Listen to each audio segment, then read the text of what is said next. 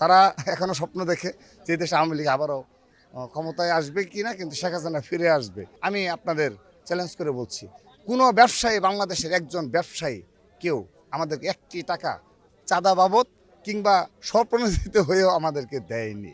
নবগঠিত রাজনৈতিক দলগুলোর নামে যে শীর্ষ ব্যবসায়ীদের কাছ থেকে আর্থিক প্রণোদনা নেওয়ার যে একটি প্রবণতা এবং এগুলো বিভিন্ন মিডিয়ায় ফাঁস হচ্ছে, এগুলো খুবই দুঃখজনক ঘটনা।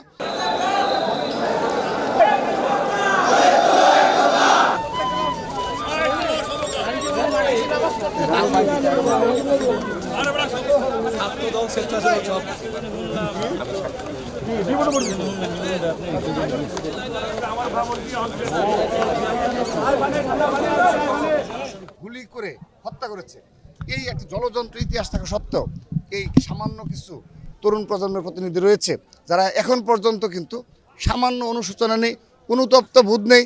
এবং আমরা যেটা মনে করেছিলাম যে 5 আগস্টের পরে বিশেষ করে ছাত্রলীগের নেতাকর্মীরা তারা তাদের ভুল স্বীকার করে হলেও তারা হয়তো বা চেষ্টা করবে, কিন্তু না, তারা এখনও স্বপ্ন দেখে যে দেশে আওয়ামী লীগ আবারও ক্ষমতায় আসবে কি না, কিন্তু শেখ হাসিনা ফিরে আসবে। এবং প্রতিবেশী রাষ্ট্রের সহযোগিতায় তারা সেই ধরনের এজেন্ডা বাস্তবায়নের জন্য কিন্তু তারা বক্তব্য রেখে যাচ্ছে। তো সেই কারণে আজকের এই দিনেও আমি বলবো যে অবশ্যই বিচারের দাবিতে আমাদের সোচ্চার হতে হবে।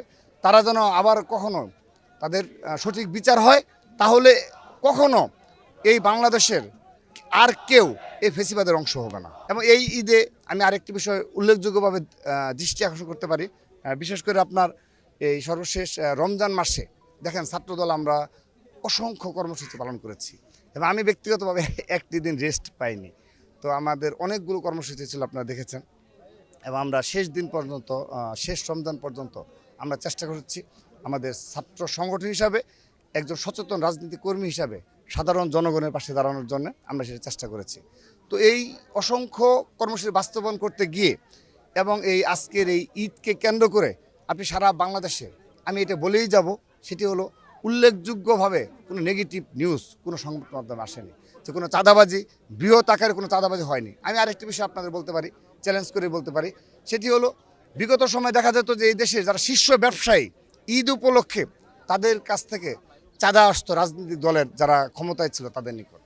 তো আমি ছাত্রদলের সভাপতি কিংবা সাধারণ সম্পাদক সহ আমরা ছাত্রদলের যারা শীর্ষ পর্যায়ে যারা রয়েছি, আমি আপনাদের চ্যালেঞ্জ করে বলছি, কোনো ব্যবসায়ী, বাংলাদেশের একজন ব্যবসায়ী কেউ আমাদেরকে একটি টাকা চাঁদা বাবদ কিংবা স্বপ্রণোদিত হয়েও আমাদেরকে দেয়নি।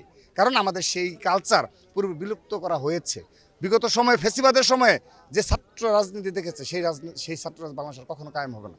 কিন্তু এগুলো কিন্তু পুরোপুরি বিলুপ্ত হয়নি। আপনি দেখেন নবগঠিত রাজনৈতিক দলের নেতাকর্মীদের নামে কিন্তু ইতিমধ্যে সেই অভিযোগগুলো এসেছে যে যারা শীর্ষ ব্যবসায়ী তাদের সাথে তাদের যোগসাজশ কিংবা তাদের নিকট আর্থিক প্রণোদনা নেওয়ার যে প্রবণতা, তো আমি মনে করি এই কালচার বন্ধ হওয়া উচিত। ছাত্র রাজনীতি করবো, কষ্ট করে আমরা ছাত্র রাজনীতি করতে হবে, তাহলে দেশের প্রতি আপনার মায়া মমতা টান থাকবে। নেতাকর্মীদের প্রতি আপনার নেতাকর্মীরা, আপনি যদি শীর্ষ পদে থাকেন, আপনি যদি সৎ থাকেন, তাহলে আপনার নেতাকর্মীরা সৎ থাকবে।